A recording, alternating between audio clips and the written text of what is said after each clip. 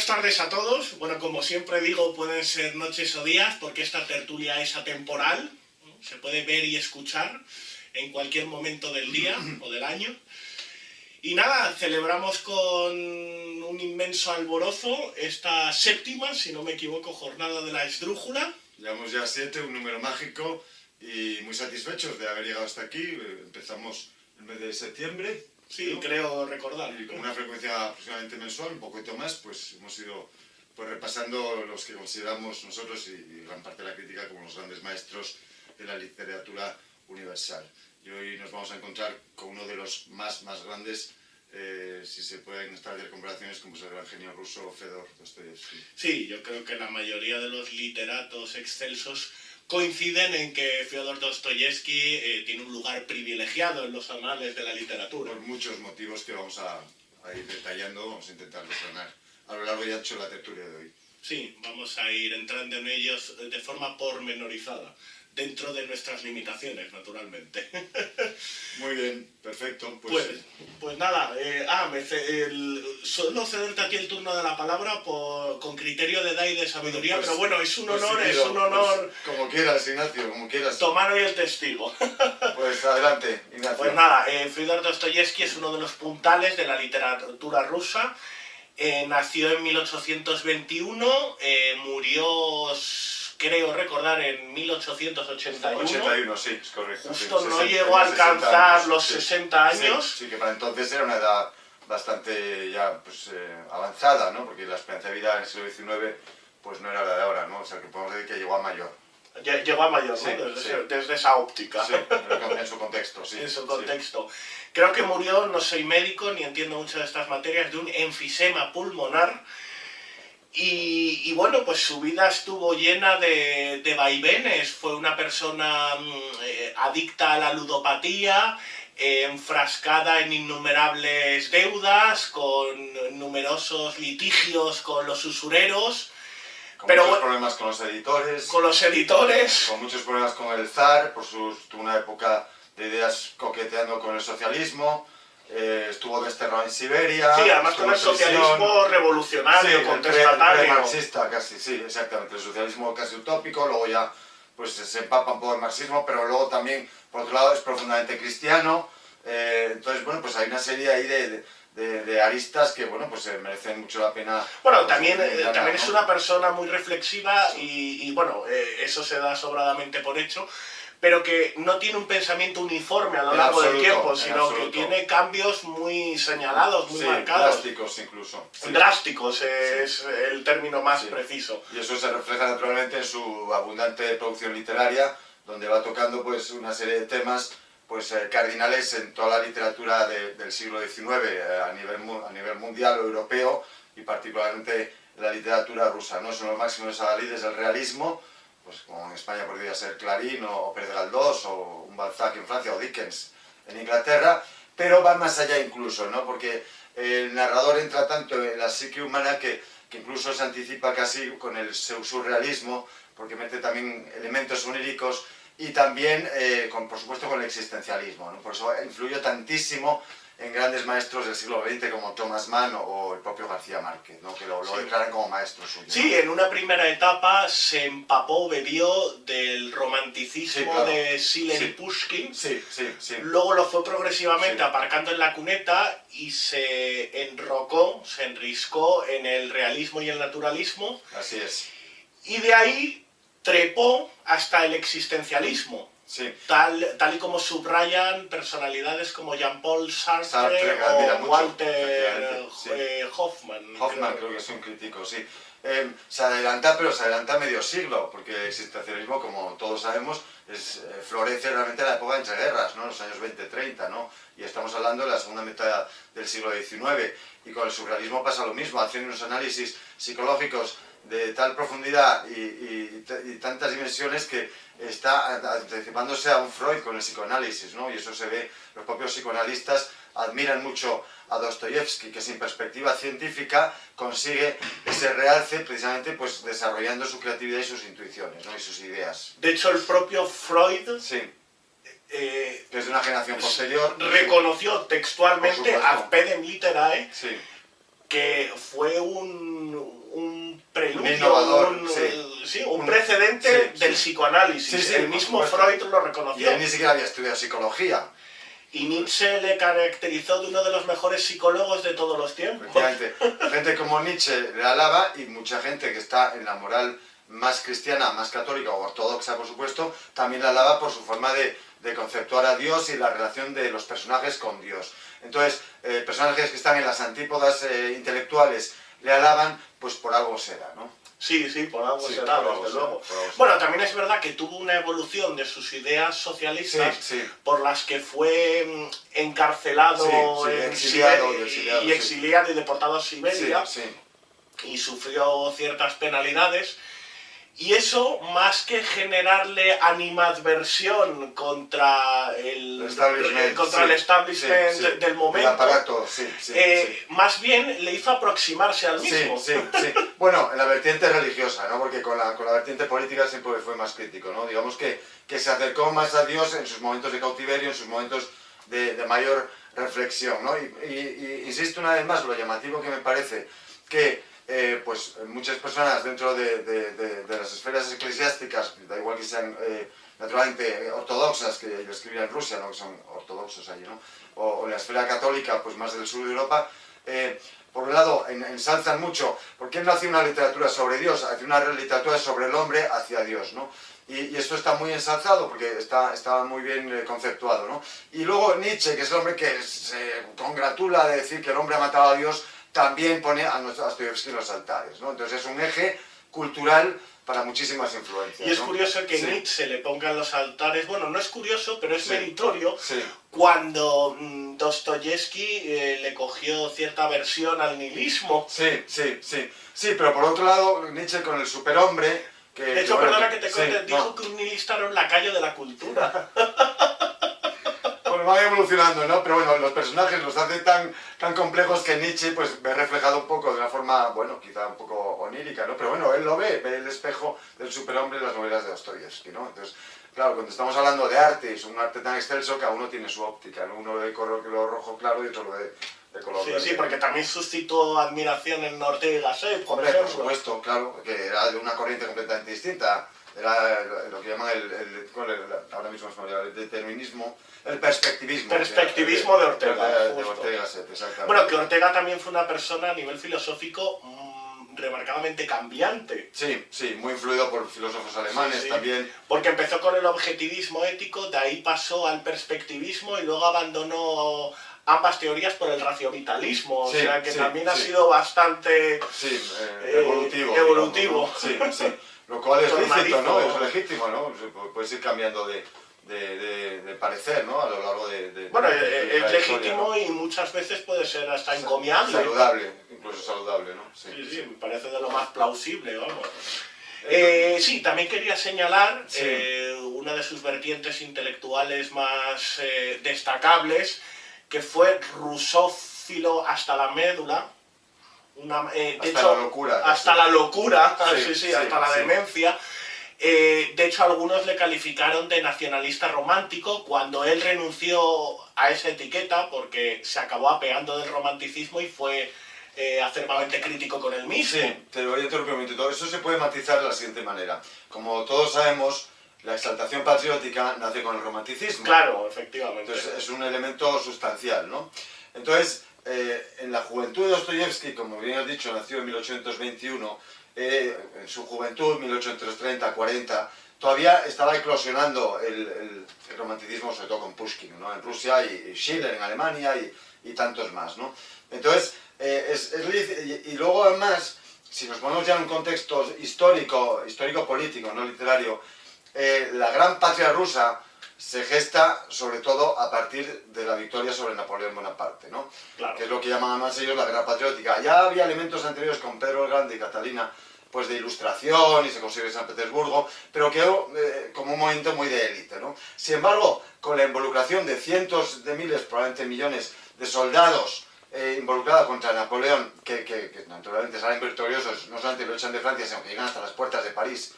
Entonces eso generó un magma, un caldo tan potente que si unimos las ideas románticas respecto al patriotismo con el contexto sociohistórico, ahí pues en ese caldo está Dostoyevsky, ¿no? Y aunque él reniegue el romanticismo porque no es un escritor romántico, sin embargo esas Y porque ideas es algo ¿no? propio de la Francia napoleónica. Claro, exactamente. Entonces, él sería romántico, pero no querría tener arrogada esa etiqueta porque le correspondería más a Napoleón, Claro, su enemigo. no, exactamente. Y al momento anterior, él es evolucionado y ya es realista, ¿no? Entonces, bueno, pues se puede interpretar en esta clave, ¿no? Muy interesante este matiz que acabas de apostillar. Bueno, pues me gusta, intento siempre, pues, como escritor, y tú también escritor, pues tratar de contextualizar siempre a los escritores en su momento, ¿no? De hecho, de Sí. aquí le vendrá su animadversión, la animadversión de Fyodor Dostoyevsky Sí. en esta novela, bueno, y en otras Sí, muchas, sí. tanto a Francia Sí, como al absoluta, resto de Europa. Absoluta, porque como era... Él habla mucho del alma rusa, que no está solamente en Dostoyevsky, también lo encuentras en Tolstoy, ¿no? Sí. Que es la exaltación de las esencias, ¿no? Sobre todo porque además Rusia en ese momento estaba engrandeciendo mucho, estaba llegando ya hasta al Pacífico, y luego también en las zonas caucásicas, también, o sea, estaba estableciéndose el imperio ruso, que bueno, que existía... Y el europeo era su competencia, por así decirlo. Evidentemente, era competencia Entonces directa. los rusos y Fyodor Dostoyevsky como ruso de pro Sí. veían a los europeos como unas personas, unos dilapidadores materialistas, Sí, afanados sí, al dinero sí, y sí. sin inquietudes espirituales. Sí, pero también hay que decir que los rusos en ese momento todavía eran una especie, por decirlo de forma peyorativa, unos nuevos ricos de la cultura. La cultura en el Renacimiento no existió prácticamente en Rusia, ¿no? Entonces, la ilustración fue muchísimo más débil, ¿no? La ilustración pues es muy francesa, española también, naturalmente, alemana, italiana, pero en Rusia el movimiento ilustrado pues se bebió directamente de las fuentes centroeuropeas, sobre todo, ¿no? Entonces, es un poquito, pues por establecer una comparación, espero que nadie ofenda, es como Estados Unidos con Inglaterra, ¿no? O Estados Unidos con Europa. Sí. Pues es algo similar, ¿no? Entonces, y precisamente como tienen ese complejo los propios escritores, pues atacan de una forma furibunda y ridiculizan pues a los ingleses, a los franceses y sobre todo a los alemanes, que son los que hacen más frontera, ¿no? De hecho, el nuevo Sí. imperio Sí. o nuevo rico con el Sí. viejo suelen tener confrontaciones. Sí, desde luego. Uno por envidia a la antigüedad de sus costumbres, Claro. y otro por envidia también a su bonanza Sí. económica, a su florecimiento. Yéndonos un poco más atrás de la historia, pasó con los romanos cuando conquistaron Grecia, ¿no? Grecia, Entonces efectivamente. también tenían ese complejo, ¿no? Y querían imitarse, y por eso también los criticaban, ¿no? Pero bueno, por poner un poco de colorario al asunto, ¿no? Al asunto. Efectivamente. Bueno, también quería señalar que a Dostoyevsky ha habido autores como Marcel Proust, Marcel Proust, naturalmente. y Existencialismo. Sí, Joyce que le han considerado pues es un predecesor absoluto. de él. ¿Por qué? Por la manera que tiene de penetrar en la psicología, en la psique humana. Acabas de citar dos autores que por toda la crítica literaria están catalogados como cumbres, pasa que son muy difíciles de leer, no llegan tanto a gran público, pero son absolutos indagadores, exploradores y pioneros, como en su momento lo fue Dostoyevsky, ¿no? Sobre todo Joyce tiene fama más mundial como el Ulises, una novela ilegible, yo la empecé, la tuve que dejar porque me aburrí muchísimo, pero desde luego él ha ahondado en nuevos caminos, nuevos vericuetos, nuevos caminos de la literatura, igual que hizo Dostoyevsky anteriormente, ¿no? Entonces, tanto como los escritores más eruditos, más puramente literarios, como estos dos que has citado, Marcel Proust, con el camino, la búsqueda del tiempo perdido, y otros escritores extensos como García Márquez, para mí sin duda en habla hispana el mejor escritor del siglo XX, con todo el permiso de los demás, que hay muchísimos, pues, y bueno, ya volviendo a Nietzsche, ¿no? La flor innata de la intelectualidad literaria y filosófica se rinde a los altares de Dostoyevsky. Sí, no cabe duda. Sí. De hecho, Dostoyevsky, que se me había olvidado anotarlo, Sí. tradujo a la lengua rusa la obra de Eugenia Grandet. Hombre, de Balzac, qué maravilla. De Balzac. Muy bonita. Sí. Eso lo tenemos que comentar algún Por día. eso, porque Dostoyevsky le tributaba una acalorada pleitesía a honor de Balzac. Sí. Y bueno, también tradujo la obra, en cierto modo, para saldar sus estrecheces económicas. Claro, pero una buena traducción de un autor francés, él siempre tenía, tú lo has dicho alusión antes, tenía unas tremendas dificultades económicas a lo largo de toda su vida, porque, bueno, fundó una revista literaria, se tuvo que ir al garete, después tuvo unos problemas tremendos con cardiopatía, se endeudó con su hermano, con su madre, con amigos, tuvo que escribir precisamente esta novela en un plazo de 25 días porque tenía que saldar deudas con el editor. Sí, en concreto 26. 26, ¿no? He leído, sí. Bueno, porque Sí, el editor se adueñó de los derechos de Crimen y Castigo nada y menos. le amenazó que si en 26 días no publicaba la obra que tenía en mente, se adueñaría de los derechos de autor de todas sus obras. Entonces decidió invertir su poquísimo dinero en una mecanógrafa, él se lo dictó todo completamente, acabaron la novela y luego se casaron. Y luego se casaron, que era Ana Grigorievna. Ana Grigorievna. Ajá. Que era su segundo matrimonio, porque empezó casándose con María Dimitrievna, es que los nombres son de una complejidad superlativa, falleció, luego tuvo unos escarceos, unas fechorías concupiscentes con Polaina Suslova, Polaina, personaje central que está al cual le da nombre en la novela Sí, como sí, Polaina Polina, sí. Alexandrovna, es Sí. decir, que le pone el mismo nombre y le cambia el apellido. De toda su amante en la novela, correcto. Justo. Sí. Y bueno, y eso fundamentalmente. También me deja en el tintero que, bueno, después de estar en la cárcel, quiso recuperar su idealismo de juventud y se embarcó en batallas, Sí. fiel amante de la patria rusa. Después tuvo, como he dicho, los escarceos amorosos con Polaina y ya desembarcó en las manos pues de la noble y bondadosa Ana Grigorievna. Sí. Volviendo al tema del alma rusa, aquí aparece de forma bastante explícita en muchas novelas más voluminosas que tiene Dostoyevski, todavía más curtido, es el ambiente de la alta sociedad rusa, ¿no? También entran mucho en los campesinos, hay quizás más Tolstoy todavía. Pero sí, Tolstoy profundiza más en ese sentido. Sí, exactamente. En el agro ruso entra más Tolstoy, además que Tolstoy pues, tiene una finca y conocía más estas cosas. Ahora bien, los siervos Sí. mataron al padre de Dostoyevski. Ajá. O sea que esa fue la causa de Era la médico, defunción ¿no? de su padre. Sí. Sin embargo, bueno, lo que él habla un poco de la alta sociedad, también, pues, bueno, hay que saber primero que en Rusia la revolución industrial llega tardísimo. Estamos a mediados del siglo XIX, apenas hay todavía zonas fabriles en Rusia, ¿no? Y menos en el campo, ¿no? Sí, había mucho campesinado. O sea. Era el 90% campesinado, tampoco había casi pesca, obviamente poco mar, era prácticamente campesinado y ganadería, ¿no? Y por las propias dimensiones del país los latifundios eran inmensos, ¿no? Tanto es así que además la costumbre rusa, y todavía está en una estructura feudal, por lo que he dicho antes, ¿no? Entonces, bueno, sabes, tú has leído mucha literatura rusa, las propias fincas no se miden en hectáreas, se miden en almas, ¿no? Entonces, bueno, pues dentro de esta tesitura, pues la alta sociedad pues es riquísima, ¿no? Y sobre todo son casi todos aristócratas, porque la burguesía todavía no ha llegado realmente a esas fortunas, ¿no? Entonces los aristócratas ricos pues casi siempre están desocupados, ¿no? Entonces, volviendo un poco a lo complejo que decía antes, les encantaba viajar por Europa. Entonces estaban siempre pues en Alemania, en Francia, en Italia, también venían a España a veces. Y esto es el contexto en el que entramos en esta novela. En esta novela, eso efectivamente. Sí. Por eso hace aceradas y acerbas críticas a franceses, ingleses, a los alemanes les pone a caer de un burro. Sí, además, mira, habla a ver si nos toca un poco de sus labios la religión, critica de una forma agudísima a la ética protestante del trabajo, que se piensa la acumulación de capital, ¿no? Ese diente de oro, ¿no? Ese fenicio que centra en todo en amasar dinero, ¿no? Eso lo circunscribe a los alemanes de una forma mayúscula, ¿no? Sí, lo hace de una forma nítida, muy explícita, tú mismo lo has dicho, en su obra El jugador, que es la que estamos comentando analizando. De hecho, con respecto a lo que has dicho, en El jugador tengo aquí unas frases bastante crudas y explícitas contra los alemanes. Yo soy de alemán, pero no me ofenda lo que lo dice Dostoyevski. Voy a leer 4 de ellas. Todos trabajan como esclavos y todos ahorran como judíos. Bueno, también cabe considerar que Dostoyevski era antisemita. Desde luego.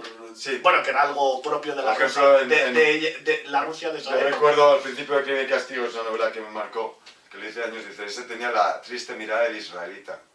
Dice cosas así se queda tan ancho. Y se queda tan ancho, sí. Bueno, eran otros tiempos, o sea que... Pero vamos. Conste que ninguno de los dos somos... No. Libre medios. Dios nos libre de ella. No soporto a la gente que es tan honrada que es imposible acercarse a ella. Claro, en referencia a los alemanes. Claro. Nadie sabe qué es peor, los escandalosos apaños rusos o la capacidad alemana de amontonar dinero mediante el trabajo honesto. Esto es una crítica La obsesión, en toda su desnudez a la ética protestante del trabajo. Totalmente. Y luego, por último, prefiero con mucho ser un rufián ruso y amasar mi dinero en la ruleta. Ya entra en parámetros amorales, ¿no? Dostoyevsky en sus novelas, pues como cualquier realista que se precie, no entra en hacer juicios morales, sino simplemente trata de hacer pinceladas de lo que ve naturalmente desde su prisma, ¿no? Pero es un poco la esencia del realismo, ¿no? Que no, a diferencia del romanticismo, que exaltan los valores que les parece bien, pues el realismo trata de hacer, pues, desmenuzar como un cirujano y diseccionar una realidad, ¿no? Y muchos de ellos, Dostoyevsky tiene algo de eso, está muy influidos por el determinismo biológico de Freud, ¿no?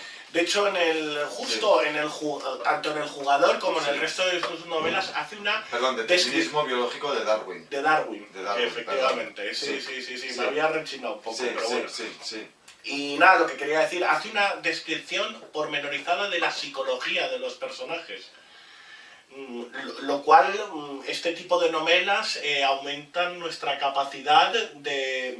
Sin duda, de lucidez. Sí, y de dar nombre y de entender de cosas que nos pasan inadvertidas o que a lo mejor... Abren mucha perspectiva. Claro, percibimos pero de manera borrosa, inconsciente. Entonces eleva el nivel de la conciencia. Eleva el nivel de la conciencia, sí. Eso es uno de los parabienes de la literatura de Dostoyevsky y de muchos más, pero Dostoyevsky de una forma particularmente brillante, ¿no? Sí, de hecho yo he experimentado notables mejorías leyendo a esta suerte de autores. O sea que los recomiendo de forma encarecida. Sí. Pues Ignacio, si quieres hacer un pequeño resumen que las del acabas Jugador. de leer. Sí. Perfecto, pues Dostoyevsky se pone él como protagonista de la novela, pero bajo el nombre de Alexei Ivanovich. Sí. Entonces es una persona adicta al juego, un ludópata terminal, esa es la palabra. Que también se junta con personas adictas a este vicio y con mucho apego al dinero. Entonces el autor hace una descripción muy cómica, desternillante, pero a la par trágica de los personajes, tragicómica. De hecho, Thomas Mann describe a Dostoyevsky como un tragicómico encomiable. Desde luego que lo es. Y eso, bueno, pues eso, cuenta un poco un poquito, si quieres, para que los lectores tengan un cuadro un poquito más completo. Todo esto se enmarca en la mitad del siglo XIX, en una ciudad ficticia alemana que se llama Ruletenburgo, que lo pone con ironía naturalmente. Según algunos críticos, algunos especialistas en Dostoyevsky, es Wiesbaden, una ciudad balneario que está muy cerca de Frankfurt. Que eran las capitales del juego en Europa. En ese momento las capitales del juego en Europa estaban en Alemania, eran básicamente Baden-Baden, naturalmente Wiesbaden y Homburg, que eran balnearios y eran ciudades. Luego naturalmente ha cambiado, ahora pues es Monte Carlo o Las Vegas, ¿no? Pero en ese momento, y era donde iba toda la aristocracia de todo el mundo, y sobre todo la rusa, que era la que tenía más dinero y la que estaba más ociosa y la que más le gustaba viajar, por lo que hemos comentado antes, ¿no? Entonces, todo gira en torno a este personaje, que es Dostoyevsky, está a las órdenes de un general, creo que es el instructor, ¿no? De uno de los nietos, ¿no? De los sobrinos del general. Sí. Y bueno, este general viaja con un séquito, es un general de muy alto copete, pero con pocos medios, y bueno, está jugando la ruleta, no le va bien, está esperando que llegue su tía, que es la abuela, que es una señora de una enorme fortuna. La abuela, apodada como Babushka, y llamada Antonida Vasilievna. Y en este contexto, él se enamora de la hijastra del general.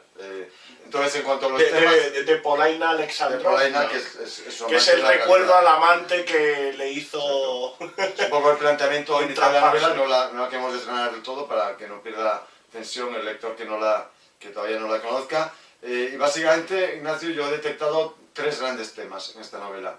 Por un lado, el juego, por un lado, la pintura de su época, que hemos hecho alguna alusión antes, y el tercero, el amor tóxico e irracional.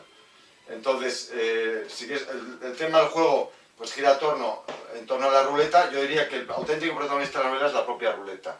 porque todo... Un punto de vista muy interesante. Bueno, porque sin duda hay un superprotagonista, que es el propio Dostoyevsky, pero es que está siempre girando junto a la ruleta le maneja a él. Por eso, bueno, a mí se me ocurre, yo lo veo como que es la ruleta, porque es la que es la dueña de todo, la que dictamina todos los destinos de todos los personajes, ¿no? Entonces, se habla mucho más de la liturgia, de la ruleta, ¿no? Hace una puesta en escena de los jugadores, de los croupiers, de una forma cargante que se está recreando, a la vez lo está criticando, lo hace con muchísima maestría, ¿no? Ahí se ve la pincelada realista con particular finura, ¿no? También describe las apuestas de una forma absolutamente pasional, ¿no? Como el miedo que se pasa con el momento de la apuesta, la satisfacción cuando se gana, la pérdida de la noción del tiempo, se están horas y horas, la versión de la responsabilidad, porque todas estas personas que están en la ruleta no quieren trabajar para ganarse la vida, ¿no? Entonces, eso yo creo que está logradísimo, ¿no? Eso en cuanto al juego. Luego, respecto a los frescos de su época, pues lo que hace es pintar el ambiente de los rusos en el extranjero, ¿no?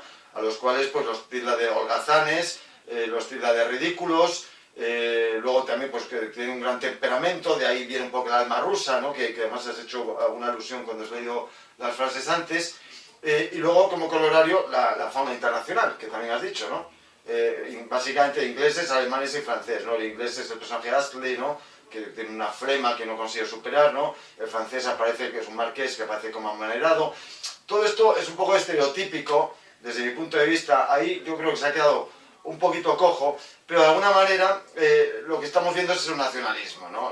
Cuando eres rusófilo, o cuando eres un nacionalista fanático español, pues ves al portugués de determinada manera y el francés de la otra, ¿no? Y entonces ahí creo que acusa un poco de simplismo, si vale por decir alguna crítica, ¿no? Y ya por último, que no menos importante, es el tema del amor, ¿no?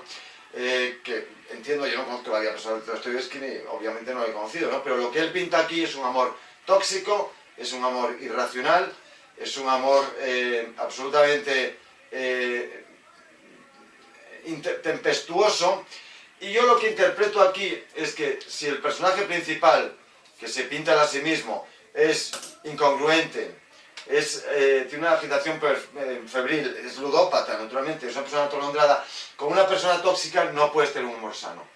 Entonces, y eso sí se puede hacer una interpretación psicoanalítica, que solo dice... Que es el amor que él tiene por Polaina Alexandrov. Claro, claro. Claro, a quien él la está intentando de mantener económicamente con las ganancias de sus apuestas, sin que ella sea agradecida con él mismo. En absoluto, en absoluto. Él está profundamente enamorado y ella más bien le desdeña.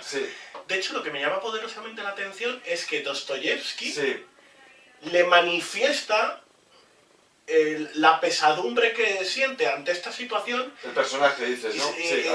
Alexei, perdón, Alexei. el personaje que representaría al autor. Sí, claro.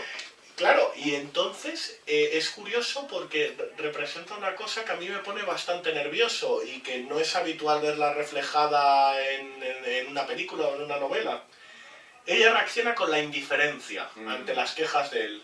En vez de enfrascarse, estabularse en una discusión, lo que hace es quedarse con una mirada penetrante y... yo la veo en un plano de superioridad. En un plano de superioridad y, claro, y de manera imperturbable. Como dice el refrán español, mejor desprecio es no aprecio, ¿no? Efectivamente. Por ahí va. Entonces, lo cual eso genera un tormento mayúsculo en Alexei Ivanovich. Genera un efecto multiplicador de su tormenta interna, exactamente. Sí. De hecho, vamos, a mí me pone nerviosísimo cuando le estoy hablando a una persona de una desgracia y... Te hace caso omiso, ¿no? Claro, y me hace caso omiso. Prefiero hasta que, dicho coloquialmente, me meta caña, que a esa suerte de indiferencia. Sí, correcto.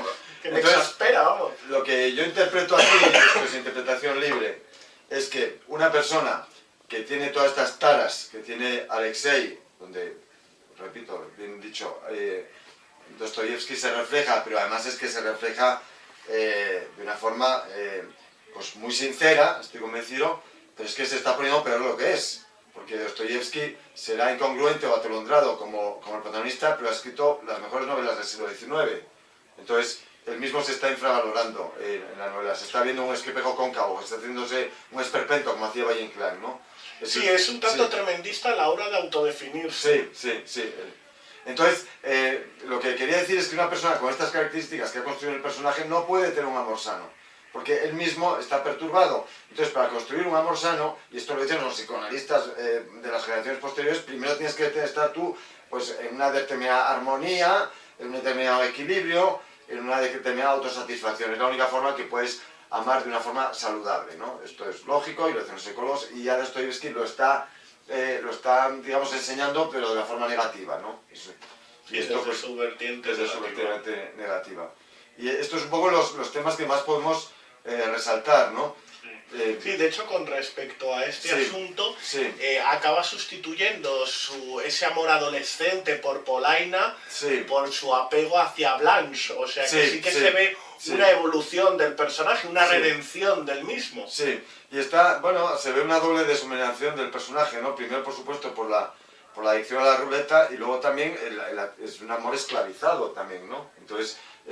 absolutamente. O sea. Con lo cual nos queda un pelele, ¿no? De personaje, ¿no? Y sin embargo, bueno, pues siempre va resultando interesante en el íter de la novela, ¿no? En el camino de la novela, ¿no? A mí me parece que es una novela completamente vigente, porque a pesar de que no estamos en el siglo XIX, ni estamos en una ciudad balneario, ni somos aristócratas, ni hay tanta afición por la ruleta. Exactamente, no estamos en ese plano. Pues más allá de la ludopatía, es una novela sobre la adicción en general. ¿Bien? Y esto va mucho más allá, ¿no? Entonces, lo que nos dice Dostoyevsky es que... Y sobre el amor tóxico. El amor tóxico también, ambas Algo cosas, de rabiosa ambas cosas, totalmente. Totalmente. Entonces, lo que dice Dostoyevsky, lo que manifiesta, es que la ruleta anula la voluntad, ¿no? Esclaviza a las personas. Esclaviza a las personas, justo. Entonces, claro, ahora tenemos las ruletas, siguen existiendo ruletas, pero no todo el mundo va al casino, ¿no? Bueno, ahora tenemos el asunto de los casinos online. Tenemos los casinos online, naturalmente. Que casi puede ser a veces peor el remedio que la enfermedad. Exactamente. Y luego no solamente lo interpretaría en clave de adicción de apuestas, sino la propia adicción, bueno, por supuesto al alcohol, evidentemente a las drogas y por supuesto a las tecnologías, aunque no te juegues dinero, porque si estás esclavo del alcohol, de las drogas o de la tecnología, a lo mejor no te arruinas, sobre todo la tecnología muchas veces es gratis, ¿no? Pero a lugar de perder dinero, pierdes el alma. Sí, la cabeza. Que es más importante que el dinero, ¿no? Efectivamente. Entonces, y más civilino, lo cual es más peligroso. Al final. Sí. Entonces, creo que es muy oportuno leer esta novela porque es un estudio psicoanalítico de la ludopatía, escrita por naturalmente un súper experto, que tuvo unos problemas tremendos, ya lo hemos dicho antes. Y bueno, esta es una novela amena, está muy dialogada y sobre todo también siempre tiene tensión, ¿no? Parece que hay una sobreexcitación general en el ambiente constantemente, ¿no? Sí. Y eso pues por eso va un poquito más allá del realismo, ¿no? Parece ya que están fluyendo ahí pues pensamientos que van por encima de la voluntad, ¿no? Que eso es muy surrealista, ¿no? O la propia vertiente existencial, que aquí no se ve tanto, pero se ve en otras novelas de Dostoyevsky, ¿no? A mí es una novela que me fascinó, la leí hace muchos años, la releí un poco ahora para la tertulia, es una novela corta y puede ser un excelente aperitivo para leer a Dostoyevsky, porque tiene el volumen que puede tener Crimen y Castigo, son creo 800 páginas, o los Karamazov, ¿no? Esto es una novela que tiene 200 páginas y es una lectura sencilla, ¿no? Sí, ¿no? Bastante fácil de leer, como dicen ahora, muy cómodo. Y amigable, como dicen ahora, amigable. Amigable, sí. Vamos, muy psicológica, muy psicoanalítica, bastante amena y bueno, y cómoda, vamos, y agradable. Sí, a ver, yo quería puntualizar que el eje vertebrador de esta novela es que una persona enfrascada en el vicio de la ludopatía es capaz de salir de él, porque esta novela acaba bien. Es trágica, tragicómica, pero acaba con un mensaje redentor, de que sí que se puede cambiar, de que sí que existe la esperanza. O sea que, en cierto modo... Es muy de Dostoyevsky también. Es muy de Dostoyevsky, por eso. O sea que, en cierto modo, se puede decir que cristianiza las tragedias porque a ese tremendismo, a ese fatalismo, le incorpora la idea de la redención, de la esperanza. Sí, mediante la fe y mucho mediante el dolor. Mediante el dolor también, que también es, va ligado a la idea de la fe. Sí, claro, íntimamente. Claro. Sí, no, y a partir de hablar en clave cristiana, naturalmente. De hecho, a mí la verdad es que una de las últimas frases de esta novela ha hecho mella en mi alma y está produciendo una catarsis en mi interior desde que la he leído. Hago esta confesión de parte al público. Pues adelante, léela, por favor. Sí, una frase que, vamos, podría hacer derramar más de una y de dos lágrimas. Sí, solo tengo que ser paciente por una vez en mi vida. Y eso es todo. Solo tengo que plantarme con firmeza una vez. Y podría cambiar el curso de mi vida en una hora. Lo principal es la fortaleza de carácter. ¿No? De cómo nuestra vida puede cambiar de pe a pa por una simple y llana y nimia decisión. Sí. Y cómo a través de un cambio pueden cambiar 20 esferas, la constelación de nuestra vida. Sí. Desde luego. En fin, es una novela, pues como decimos, muy decimonónica, pero perfectamente vigente para el siglo XXI, sobre todo porque estas adicciones que tenemos ahora, pues dentro de 50 años probablemente irán en aumento. Sí, y adoptarán distintos collares. Con lo cual, pues es una novela que va a estar vigente siempre, ¿no? Sí.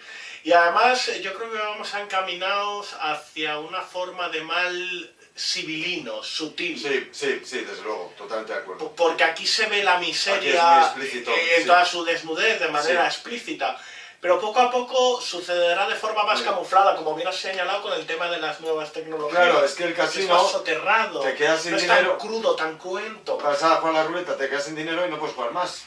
Y si no consigues dinero, no puedes seguir ejerciendo tu vicio de la ludopatía. Claro, pero las nuevas tecnologías no te... O incluso te pueden echar de un casino si te pasas de listo y no puedes volver a entrar, porque eso funciona así, ¿no? Sin embargo, en Internet no hay límite. Claro, no te deja desfondado, barrenado. Y además es gratuito. Quiero decir, no hablo de los casinos de Internet, que por supuesto, ¿no? Que eso es un paralelismo evidente, ¿no? Sino la propia adicción a las diferentes aplicaciones que hay, no hace falta ni entrar en detalles, ¿no? Entonces, sí. Eso es lo que los tienen completamente abducidos, absorbidos o obnubilados incluso. Sí, otro aspecto que quería tocar es que la redención, aparte del cambio que sufre Alexei Ivanovich, el protagonista al final de la novela, también su tránsito de ese amor adolescente con Polaina Alexandrovna a tributar devoción amorosa por Blanche, ese abandono de ese amor desordenado, adolescente y esclavo, turbulento lo acaba sustituyendo, por lo cual también ahí se abre una puerta a la redención y a la esperanza. También cabe considerar que la misma Polaina Alexandrovna al final acaba rechazando el dinero de Alexei Ivanovich. Del protagonista. Por lo cual también, dentro de lo que cabe, podemos abrir una puerta a la esperanza y la redención en la propia dignidad, en la propia Polaina. Sí, que parecía mefistofélica y luego resulta que pues da rasgos de humanismo. Sí. También a eso hay que incorporarle un enfoque muy realista que le da Dostoyevsky, que es que ella no se redime de forma completa. Es decir, en ese aspecto sí, pero sigue teniendo un carácter bastante esquivo, hosco. Lo cual es muy realista, porque las redenciones idílicas, bueno, pues sí, llamen los santos quizás, ¿no? Pero los que no somos, los que somos de carne y hueso, no te redimes del todo nunca, ¿no? Efectivamente. Entonces, ahí sale el simplismo de una redención plana, ¿no? Y lo refleja con penetrante nitidez, porque las películas estamos acostumbrados a ver estas redenciones platónicas, ¿no? Donde el ogro se convierte en príncipe en un abrir y cerrar de ojos. Sí, por eso. A ver, más aspectos que quería abordar es... a ver.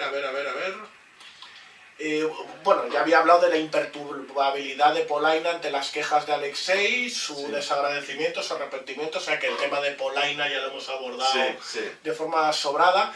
A mí el personaje que más gracia me hace, más desternillante de la novela, me parece la abuela. La abuela es, vamos, una genialidad. Babushka, Antonina Vasilievna. Porque es una persona que es... que se hace llamar en el registro civil princesa, sin serlo. algo propio de las personas de esa época, de la suerte de presunciones que se está quería... ironizando sobre la aristocracia, ¿no? Y además ya hemos comentado con Tolstoy, Príncipes había ramilletes y ramilletes, ¿no? Entonces, ahí o bueno, había... o de la persona que no lo es pero quiere aparentar Sí, serlo. también, efectivamente. Por eso, que no es algo muy de la época actual, pero sí de se dice ahora épocas del wannabe, pretéritas. ¿no? El wannabe. El wannabe, efectivamente. Bueno, sí, también es una cosa de rabiosa actualidad, Sí. con distintos collares. Sí, sí. Por otro lado, ella aprovechaba cualquier oportunidad para hablar en francés cuando lo chapurreaba. Es que es una costumbre muy rusa, esto te lo encuentras en cualquier escritor ruso que habla de la alta sociedad, que incluso en Rusia se ponen a hablar en francés entre ellos, porque era puro esnovismo. Esnovismo de tomo y lomo. Es como algunos que les gusta mucho hablar inglés aquí, pero vamos, allí se hablaban francés entre ellos, ¿no? Y naturalmente si ya van a Alemania, pues todavía hablan francés, entonces pues es una ironía clara entre esta costumbre, ¿no? De hecho, yo cada vez que entro en LinkedIn Sí. pienso que la mayoría de la juventud española escribe mejor en inglés que en español. Ya, no estamos, por lo menos el currículum los van a escribir mejor, ¿no? Y esos pies de página, bueno, esos encabezados que ponen para... Sí, con muchas iniciales, ¿no? Sí, para laurear su propia trayectoria. Sí. Pues nada, el francés era la lengua culta de la época y toda persona refinada debía hablar francés. Pues sabía hablar francés, Sí, por eso. sí. Luego también, otra cosa muy propia Sí. de una persona de una generación anterior con respecto a las generaciones posteriores, le llama hablando en cobarde a su sobrino que es general. Y seguramente con algo de razón, porque, hombre, la gente de generaciones anteriores suele ser más robusta, más fuerte, más espartana. Sí.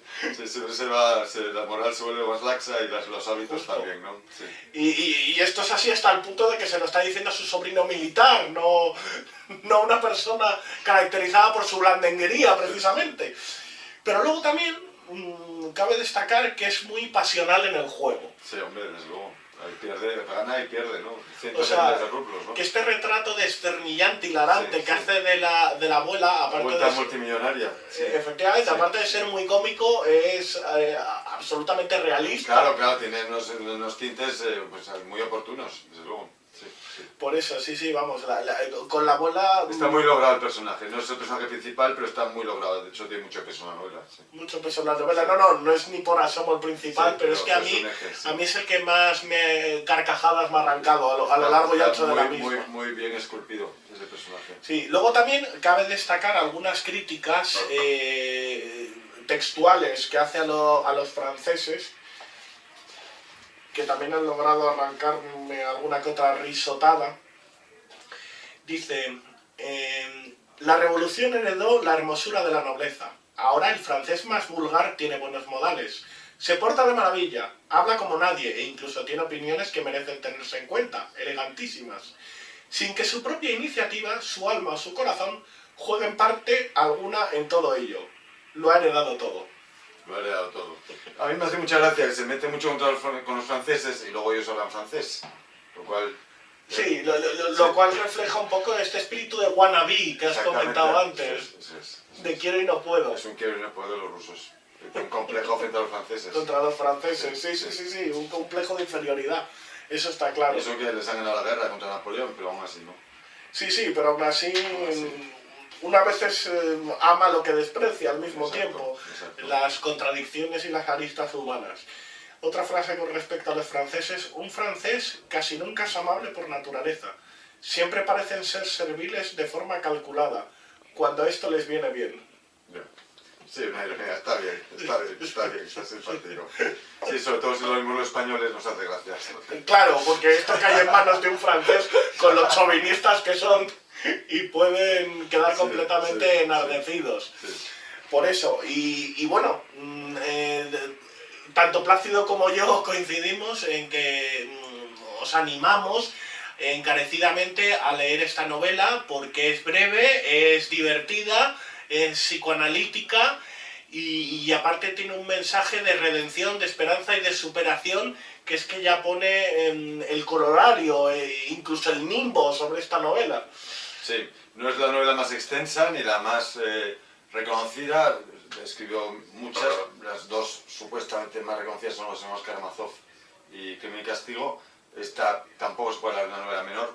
Desde luego, para el poco tamaño que tiene, las pocas páginas que tiene, a mí me parece una novela absolutamente sobresaliente. Y además, repito, es una novela muy amena y bueno, pues puede ser una puerta de entrada a este universo, esta constelación inacabable que Fedor Dostoyevsky, o sea que os invitamos a leerlo. Sí, sí, sí, es un magnífico aperitivo pues para penetrar, Sí. para adentrarse en este autor y Uno de cogerle...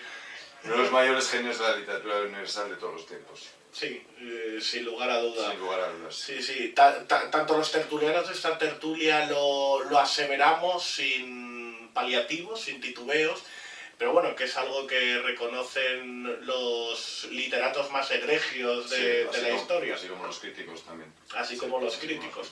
Sí, porque también ha tenido críticos como Nabokov, que sí. lo calificaba de literatura mediocre. Bueno, en fin, nunca yo a gusta de todos, ¿no? Pero efectivamente. Pero luego García Márquez, que a mí me gusta más que Nabokov, pues se lo pone de genio, ¿no? En fin. Sí. Y Thomas Mann... Thomas Mann, 3/4 es lo mismo. Claro, y replicó esa crítica de Nabokov. Ah, no sabía. Sí, de una manera impecable. Ajá. Sí, con mucho aplomo. Sí. Pues nada, tras estas pinceladas sobre el jugador y sobre la vida y obra de Dostoyevsky, cerramos la 7ª tertulia de la Esdrújula. Buenos días, buenas tardes o buenas noches, como siempre decimos, porque esta tertulia es atemporal.